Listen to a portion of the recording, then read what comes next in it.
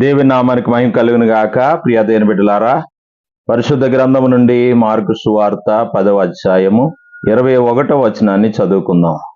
యేసు అతన్ని చూచి అతన్ని ప్రేమించి, నీకు ఒకటి కొదువుగానున్నది, నీవు వెళ్ళి నీకు కలిగినవన్నీ అమ్మి బీదలకిమ్ము, పరలోకమందు నీకు ధనము కలుగును, నీవు వచ్చి నన్ను వెంబడింపుమని చెప్పెను. ఇక్కడ ఒక ధనవంతుడు యేసు ప్రభు దగ్గరికి వచ్చి, నేను పరలోకం వెళ్ళాలంటే ఏం చేయాలి, నిత్య జీవనం కావాలి అని యేసు ప్రభుని అడిగినప్పుడు ప్రభు వారు చెబుతున్న మాట ఇది. ప్రియ దేవుని బిడ్డలారా, చాలా సార్లు మనమే చాలా నీతిమంతులుగా భావిస్తూ ఉంటాం. మనం చేసే పనులన్నీ మనకు సరిగ్గానే అనిపిస్తాయి. పైగా ఇందులో తప్పేముంది అని కూడా ఇతరులతో వాదిస్తాం. యేసు ప్రభు దగ్గరకు వచ్చి నిత్య జీవానికి వారసుడగుటకు నేను ఏమి చేయాలి అని ఇతడు అడుగుతా ఉన్నాడు. అంటే తన దృష్టికి తానే నీతిమంతుడని అనుకుంటున్నాడు. అతడు చిన్నతనం నుండి దేవుని ఆజ్ఞలన్నింటినీ పాటిస్తూ ఉన్నాడు కాబట్టి తనకు తాను నీతిమంతుడని అనుకుంటున్నాడు. చిన్నతనం నుండి దేవుని ఆజ్ఞలన్నీ పాటిస్తున్న అతనికి నిత్య జీవనకు వెళ్తానా లేదా అన్న అనుమానం ఎందుకు వచ్చింది అంటే, అతని హృదయంలో అలాంటి భయం రావడానికి కారణాలేంటి? ఆజ్ఞలన్నీ పాటిస్తున్న వాడు ఎంతో ధైర్యంగా ఉండాలి కదా, కానీ పరలోకం వెళ్తానా లేక వెళ్ళనా అనే అభద్రతా భావం ఎందుకు వచ్చింది? అందుకు కారణం అతనికి కొదువై ఉన్నది ఏమిటో అతనికి తెలియకపోవడమే. అతని మనసులో నెమ్మది లేకపోవడానికి కారణమయ్యింది.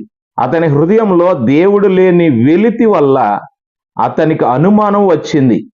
ఎక్కడో ఏదో తేడా. యేసు దగ్గరికి వచ్చే వరకు అదేంటో అతనికి తెలియలేదు.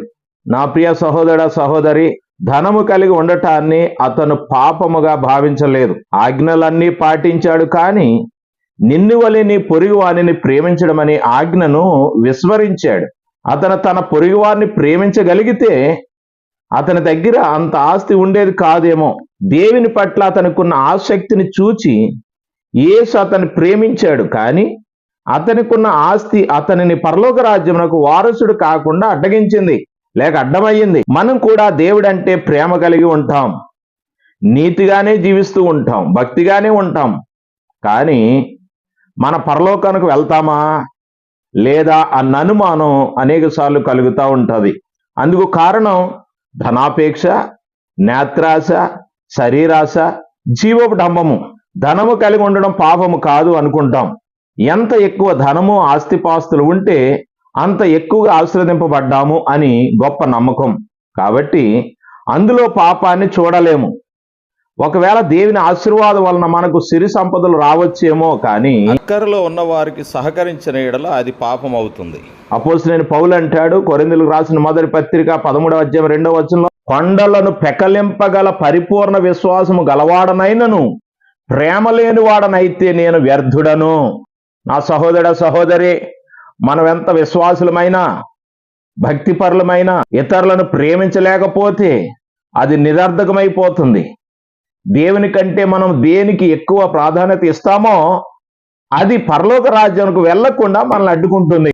అది మన కుటుంబమే కావచ్చు, అది మన ఉద్యోగమే కావచ్చు, అది మన వ్యాపారమే కావచ్చు, లేక మన అలవాట్లే కావచ్చు. దేవుని దగ్గరకు రాకుండా, పరలోక రాజ్యానికి పోకుండా మనల్ని అడ్డుకునేది ఏదో తెలుసుకోవాలి అంటే దేవుని సన్నిధికి రావాల్సిందే.